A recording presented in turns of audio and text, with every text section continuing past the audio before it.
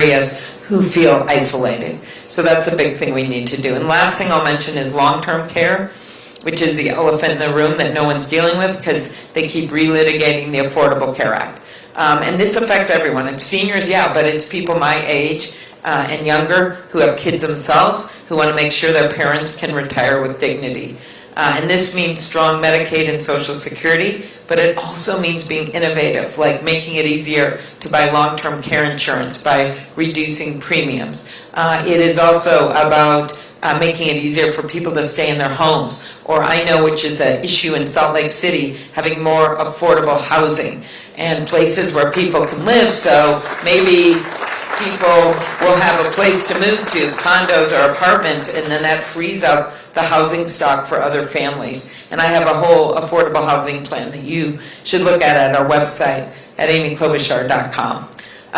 The other thing that we need to do is take on the challenge of workforce, which you have some of the same issues in your state that I have in mine.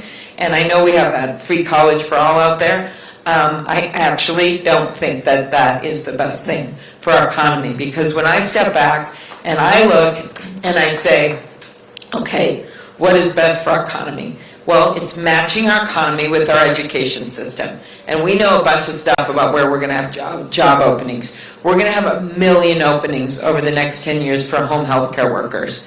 We have no idea how we're going to fill them. Over 1 million openings. Those jobs, people need child care, universal child care. They need some retirement, or they're not going to take those jobs, right? And we know we're going to have a lot of openings. Then we're going to have, these are just examples, there's many others, over 100,000 openings for nursing assistants. Those are 1- and 2-year degrees, so we don't know how we're going to fill. We're going to have over 70,000 openings for electricians. We are not going to have a shortage of sports marketing degrees. I always say, there's always someone that gets mad at me when I say that.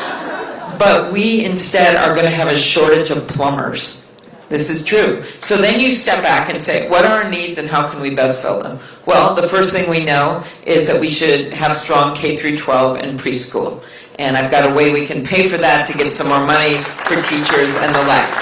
2, 1- and 2-year degrees being free, because those are the fastest growing jobs right now in our country. And many students, like my sister, who didn't graduate from high school, she had some trouble. She went into manufacturing. She got her GED. Then she got a 2-year degree at a community college. And then she got a 4-year degree in accounting and has been gainfully employed ever since. There are many paths to success. And what we don't want, this is a really weird statistic, in community colleges right now, nearly 10% of the students already have a 4-year degree.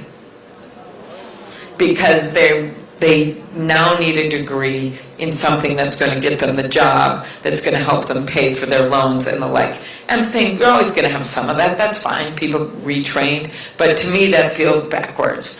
Okay, then the last thing is Pell Grants, doubling the Pell Grants for 4-year degrees from $6,000 to $12,000 a year, and doubling the income level up to $100,000 a year, so more people can get them, because that's not loans, that's money, and that'll go directly to people to help them with 4-year degrees. Making it easier to pay back the loans, making that loan repayment program work much better, having it go quicker, expanding it into in-demand occupations. Think of what that would do. If you go into certain areas and that program actually works, then you get your loans paid back for you in 10 years after you've been paying them off. Right now we do that for teachers and public service jobs. That's great, and we should expand it. And the way we do that, first of all, I found 137 things that a new president can do herself without Congress that are legal in the first 100 days. But to make the loan repayment program work in the first 100 seconds, we should fire Betsy DeVos. Okay. Other issues, the issue of climate change. I think you know how important this is. This was for some time a bipartisan issue, and I hope it will be again.